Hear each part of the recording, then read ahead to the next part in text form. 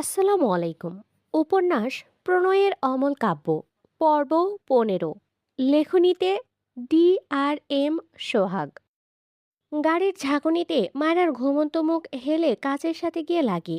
সময় যত যায় মেয়েটার মাথা তত ধাক্কা লাগে কাচের গায়ে। ইরফান একবার তাকায় মায়রার পানে, এরপর গাড়ির ব্রেক কষে। মায়রার দিকে এগিয়ে গিয়ে মেয়েটার মাথা বাম দিকে সরিয়ে দেয়। মায়রার বন্ধ চোখের কোণে ছিটেফোঁটা পানির কোণা চোখ এড়ায় না ইরফানের। ভ্রু কুঁচকে যায় তার। মায়েরা একটু নড়েচড়ে পিটপিট করে চোখ মেলে তাকালে তার মুখের সামনে ইরফানকে দেখে ভয় পেয়ে যায়। চোখ বড় বড় করে চিৎকার দিতে গেলে ইরফান ডান হাতে মায়েরার মুখ চেপে ধমকে বলে, স্টুপিড, এটা রাস্তা, চিৎকার করছো কেন? মায়েরা ঢোক গিলে পলক ঝাপটা দেয় বার কয়েক। ইরফান শান্ত গলায় জিজ্ঞেস করে, কেঁদেছ কেন? মায়েরা অবাক হয়ে তাকায়, বারবার চোখের পাতা ফেলে ইরফানের দিকে তাকায়। ইরফান রেগে বলে, স্পিক আপ। মায়েরা ধমক খেয়ে কেঁপে ওঠে, দুহাত তুলে ইরফানের হাত তার মুখ থেকে সরানোর চেষ্টা করে। ইরফান নিজেই তার হাত সরিয়ে নেয়। মায়েরা স্বস্তির নিঃশ্বাস ফেলে।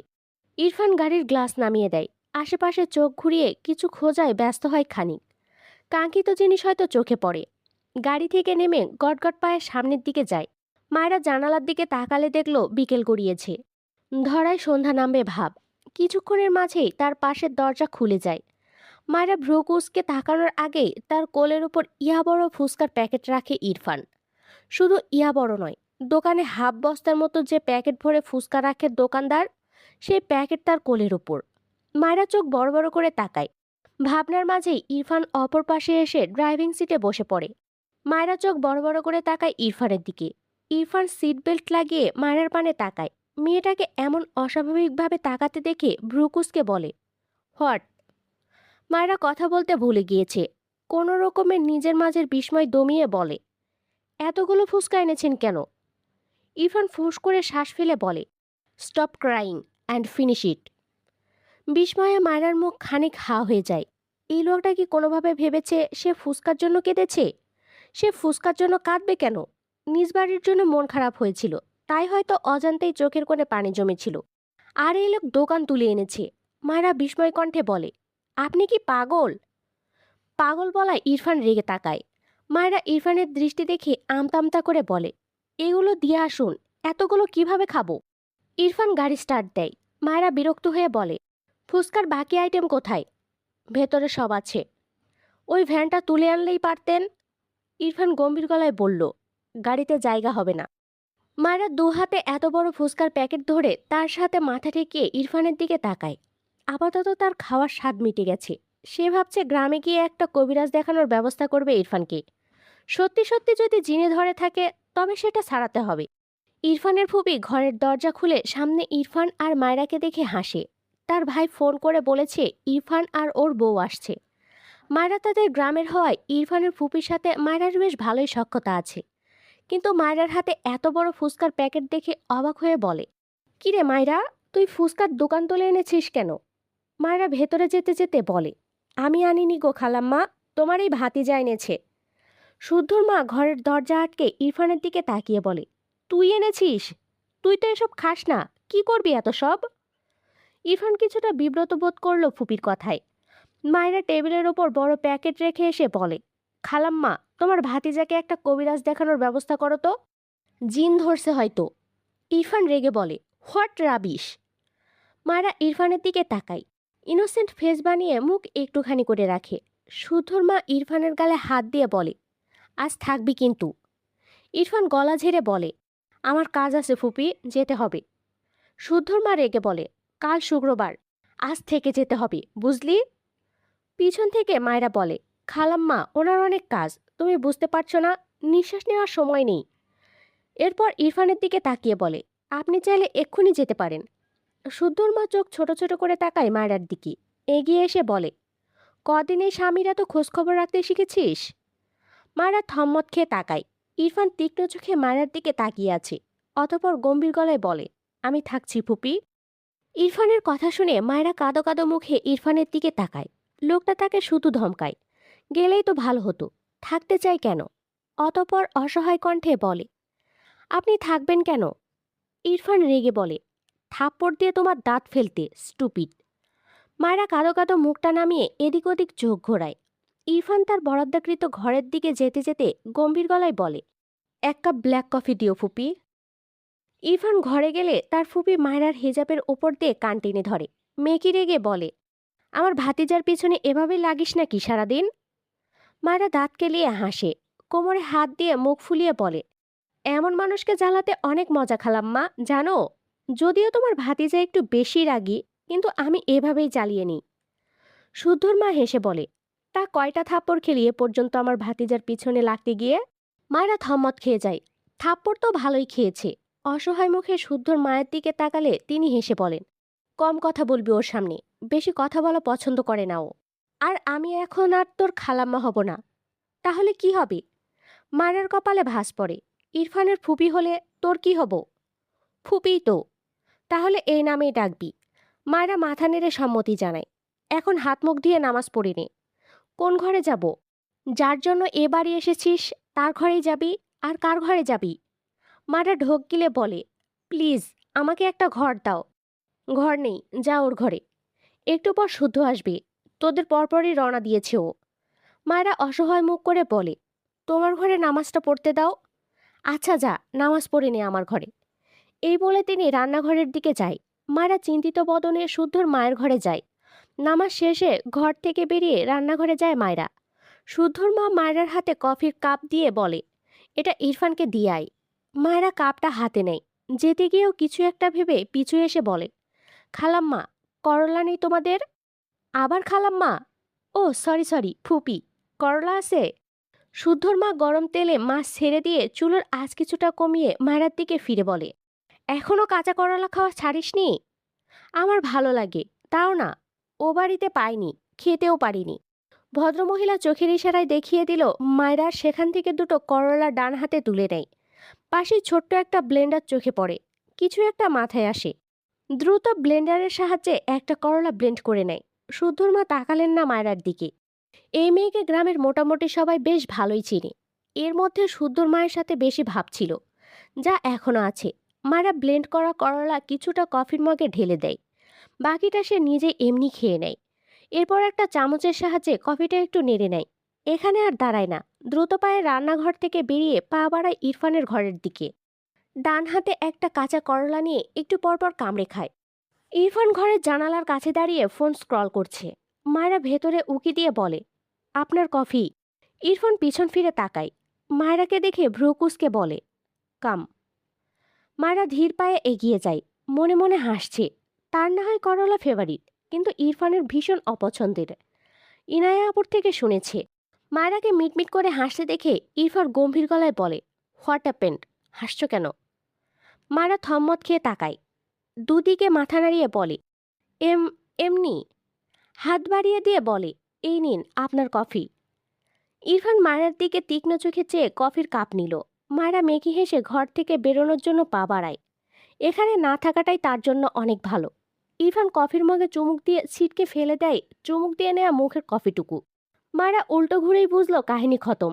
দৌড়ে দু পা এগোলেও আর এগোতে পারে না। ইরফান মায়েরার হাত টেনে ধরেছে। মায়েরার অসহায় লাগলো।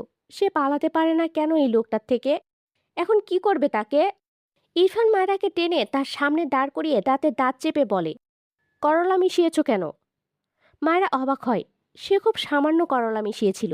এই লোক এক চুমুকেই ধরে ফেলল। কি সাংঘাতিক নাক মুখ! ইরফান রেগে হাতের কাপ ছুঁড়ে ফেলল। মায়েরা কেঁপে ওঠে। ইরফান মায়েরার মুখ চেপে উপরের দিকে তুলে রাগান্বিত চোখে তাকায়। দাঁতে দাঁত পিষে বলে, স্টুপিড গা।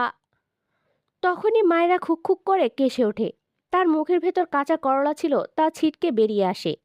মুখটা একদম ইরফানের দিকে থাকায় মুখের ভেতর থাকা করলা ছিটকে বেরিয়ে ইরফানের দিকেই যায়। সে সময় ইরফান গার্ল বলতে মুখটা হা করে। ঘটনাক্রমে মায়েরার মুখ থেকে করলা ছিটকে সরাসরি ইরফানের মুখের ভেতর যায়। মায়েরা ইরফান দুজনেই হতভম্ব। মায়েরার চোখ বড় বড় হয়ে যায়। ইরফান হা করা মুখ বন্ধ করে নেয়। শক্ত চোখে মায়েরার দিকে চেয়ে থাকে। মায়েরা বারবার ঢোক গিলছে। আজ সে খতম। ইরফান মায়েরার মুখ থেকে হাত সরালো, তবে মায়েরার হাত ছাড়ল না। এগিয়ে গিয়ে জানালা দিয়ে মুখ থেকে করলা ছুঁড়ে ফেলে। রাগে শরীর জ্বলছে। মায়েরাকে টেনে জানালা বরাবর দেয়ালের সাথে চেপে ধরে।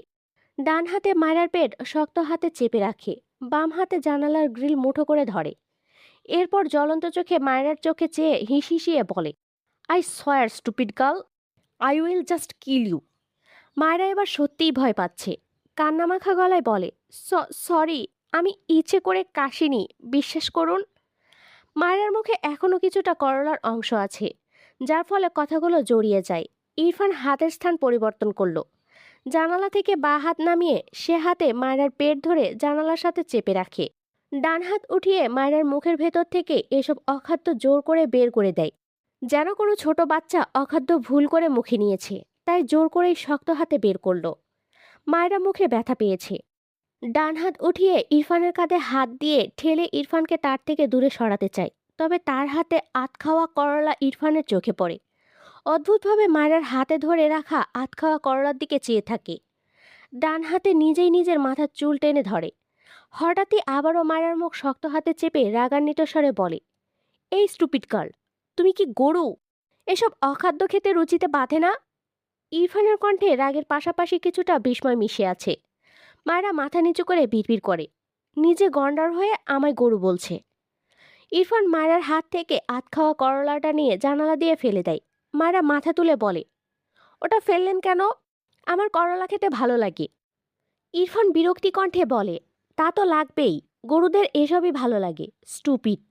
মায়েরা তার দু হাত দিয়ে ইরফানের হাত তার পেট থেকে সরাতে চায়। ইরফান ধমকে বলে, স্টুপিড গার্ল, চুপচাপ থাকো, নয়তো থাপড়ে সব দাঁত ফেলবো। মায়েরা অসহায় চোখে ইরফানের দিকে তাকিয়ে বলে, হাত সরান, আমার পেট ফেটে গেল। ইরফান মায়রাকে ছেড়ে দূরে সরে দাঁড়ায়। মায়রা তার পেটে হাত বুলিয়ে ঘর থেকে যেতে নিলে ইরফান মায়রার বাহু টেনে অত্যন্ত কঠোর স্বরে বলে, আর একবার যদি এসব অখাদ্য খেতে দেখেছি, তবে বেহিসাবি থাপ্পড় পড়বে এই দুই গালে, স্টুপিড। মায়েরা মাথা নিচু করে মুখ বাঁকায়। তার পছন্দের খাবার সে খাবে। অসহ্য লোক একটা। তার জীবনটা কেমন বন্দি বন্দি লাগে ইদানিং। হাত পা ছড়িয়ে কাঁদতে ইচ্ছে করে। ইরফান মায়রার হাত ছেড়ে ওয়াশরুমে চলে যায়। মায়েরা ইরফানকে ভেঙচি কেটে দৌড়ে বেরিয়ে যায়। মায়েরা ডাইনিং টেবিলে চেয়ারে বসে ফুচকা খাওয়ায় ব্যস্ত। পুরো প্যাকেট টেবিলের ওপর রাখা। বাটিতে কিছু অংশ নিয়ে মনোযোগ দিয়ে খাচ্ছে মেয়েটা। চেয়ারের ওপর দু পা তুলে ভাঁজ করে বসেছে। প্রায় অর্ধেকের একটু কম পরিমাণে খাওয়া শেষ। একটা বাটিতে কাঁচামরিচ এনেছে। ফুচকা সাজিয়ে তার ওপর একটা কাঁচামরিচ দিয়ে খায়। একদম ঝাল ছিল না এগুলোই, তাই এই বুদ্ধি করেছে। চোখ মুখ লাল হয়ে গিয়েছে। চোখ থেকে দু এক ফোঁটা পানিও পড়ছে, তবে মুখের এক্সপ্রেশনে বোঝা যাচ্ছে সে বেশ তৃপ্তি করেই খাচ্ছে। মায়ের কথা হলো, ঝাল খাবে, চোখ দিয়ে পানি পড়বে, মুখ লাল হবে, এটাই তো মজা। নত ঝাল খেয়ে লাভ আছে? খাওয়ার মাঝে হঠাৎই সামনে চোখ পড়লে দেখে ইরফান তার সামনে তাকিয়ে রেগে তাকিয়ে আছে তার দিকে। মায়ের ফুসকা চিবানো অফ হয়ে যায়। অসহায় মুখে তাকায় ইরফানের দিকে। আবার কি করলো? মেয়েটা মাথা নিচু করে মুখের ফুসকা গিলে নিল। আর চোখে ইরফানের দিকে তাকালে দেখলো এখনো সেভাবেই চেয়ে আছে। এবার মায়ের গড়াগড়ি করে কাঁদতে ইচ্ছে করছে। এই লোকটা একটুও শান্তি দিচ্ছে না তাকে। ভাবনার মাঝে ইরফান এগিয়ে এসে ফুসকার প্যাকেটটা নিয়ে বাইরে যেতে নেয়। মায়েরা চোখ বড় বড় করে তাকায়। দ্রুত চেয়ার থেকে নেমে ইরফানের হাত টেনে ধরে। ইরফান রেগে পিছু ফিরে তাকায়। মায়েরা ইনোসেন্ট মুখে নাক টেনে বলে, প্লিজ দিয়ে দিন ফুসকাগুলো আমায়। কোথায় নিয়ে যাচ্ছেন এগুলো? ইরফান রেগে বাঁ হাতে মায়েরাকে টেনে তার সামনে দাঁড় করিয়ে দাঁতে দাঁত চেপে বলে, এগুলো সব খাবে?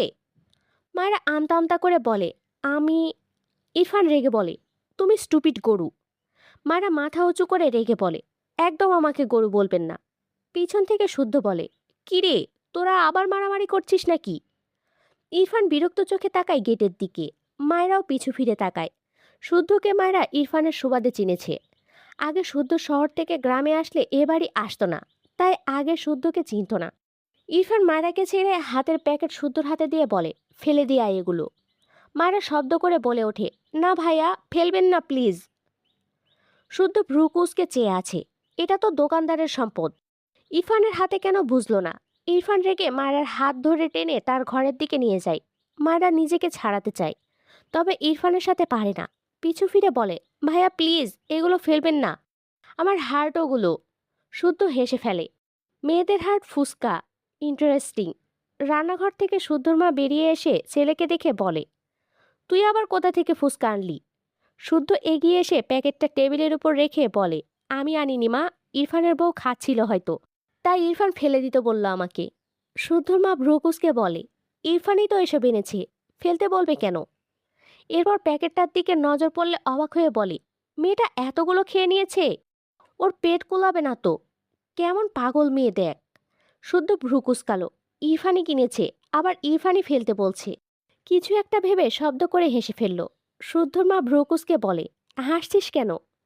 শুদ্ধ তার মাকে জড়িয়ে ধরে বলে, এবার তোমাকে নিয়ে যাব সাথে। ছেলের সাথে একটু শহরেও থাকার অভ্যেস করো। এ তো পারবো না, এত কিছু জানি না। ইরফানের বউয়ের এক্সাম শেষ হলে তুমিও যাবে, আমি নিয়ে যাব, এটাই ফাইনাল।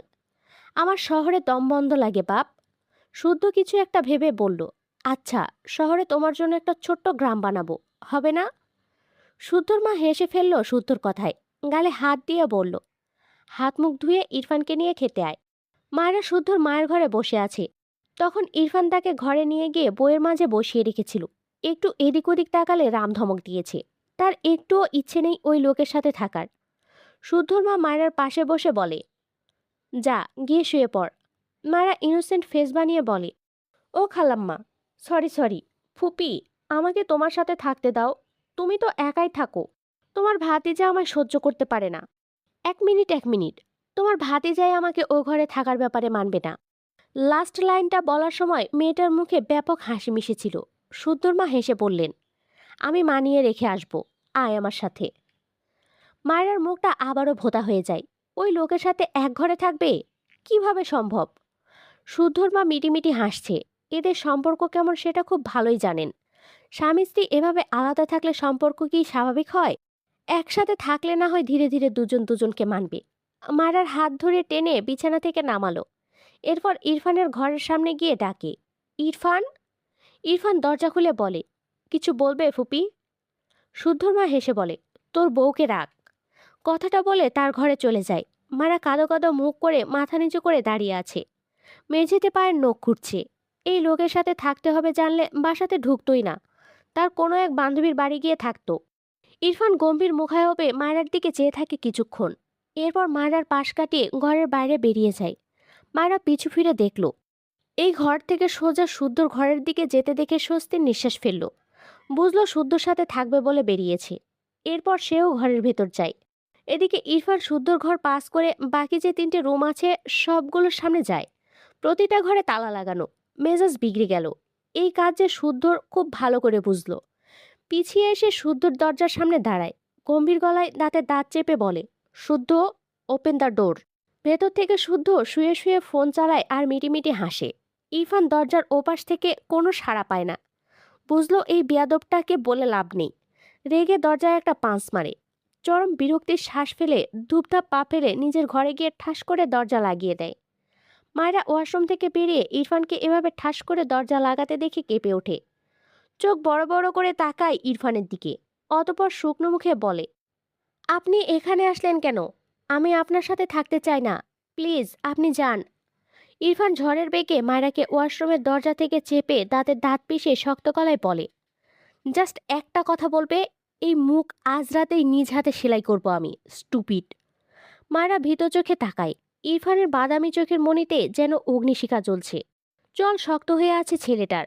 মাথার ঘাড় সমান ঝাঁকড়া চুলের কিছু অংশ কিছুটা কপাল ছুঁয়েছে, যেটা মায়েরার ভীষণ বিরক্ত লাগলো। ইচ্ছে করলো টেনে সব চুল ছিঁড়ে ফেলতে। মায়েরা ইরফানের চোখের দিকে তাকালে দেখে ইরফান গম্ভীর চোখে তার দিকেই চেয়ে। মায়েরার কেমন অদ্ভুত লাগে। এই লোক এত অস্বাভাবিক কেন? এমন চোখ সে এর আগে ছানি পড়া লোকদের দেখেছিল, কিন্তু এই লোকের চোখে তো ছানি পড়েনি। তবুও কেমন বিলাইয়ের মতো চোখ। আর চুলের কথা তো বাদই দিলাম। মায়েরা মনে মনে প্রতিজ্ঞা করল, এই চুল সে কেটেই ছাড়বে। এর বিনিময়ে 10টা থাপ্পড় খেলেও ভালো, তাও এই লোককে মানুষ বানিয়ে ছাড়বে। ইরফান মায়েরাকে হাবার মতো তার দিকে তাকিয়ে থাকতে দেখে বিরক্তি কণ্ঠে ধমকে বলে ওঠে, হোয়াট? মায়েরা কিছুটা কেঁপে ওঠে। ঢোক গেলে চোখ নামিয়ে নেয়। মিনমিন করে বলে, দূরে সরুন প্লিজ, কথা বলবো না। ইরফান শান্ত চোখে তাকায়। মায়েরাকে ছেড়ে লম্বা শ্বাস ফেলে। এরপর বিছানায় গিয়ে শটান হয়ে শুয়ে পড়ে। মায়েরা স্বস্তির নিঃশ্বাস ফেলে। লোকটা হুটহাট তাকে চেপে ধরে। মায়েরা বিরক্ত। বুঝলো না বিরক্ত কার উপর, এই লোকটার ওপর নাকি তার অদ্ভুত অনুভূতির ওপর। বারবার হাই তুলছে। সে ঘুমাবে কোথায়? বিছানায় তাকালে দেখলো অপর পাশ ফাঁকা। ইরফান এক সাইডে শুয়েছে। চোখের ওপর ডান হাত রাখা। মায়েরা অসহায় চোখে কিছুক্ষণ চেয়ে ধীর পায়ে এগিয়ে গেল। সে না ঘুমিয়ে কোথায় থাকবে? নিচে থাকা যাবে না, তার ঠান্ডা লাগে। কিন্তু এই লোকটার পাশে থাকবে? যদি ঘুমের মাঝে এই লোক তাকে তুলে ছুঁড়ে ফেলে? ঘুমের চোটে তাকাতে পারছে না। ভাবনা রেখে ধীরে ধীরে বিছানার কোণায় উল্টো হয়ে শুয়ে পড়ল। জীবনে কোনো ছেলের সাথে থাকেনি, আজ কিভাবে স্বাভাবিক হয়ে থাকবে? সে বোধহয় পারবে না। আরেকটু চেপে যায় কোণার দিকে। চাপতে চাপতে ঠাস করে খাট থেকে পড়তে নিলে ইরফান মায়েরাকে টেনে রাগান্বিত স্বরে বলে, স্টুপিড! সাপের খেলা দেখাতে এসেছো? মায়েরা চোখ বড় বড় করে তাকায়। সাপের খেলা মানে? কি অদ্ভুত কথাবার্তা!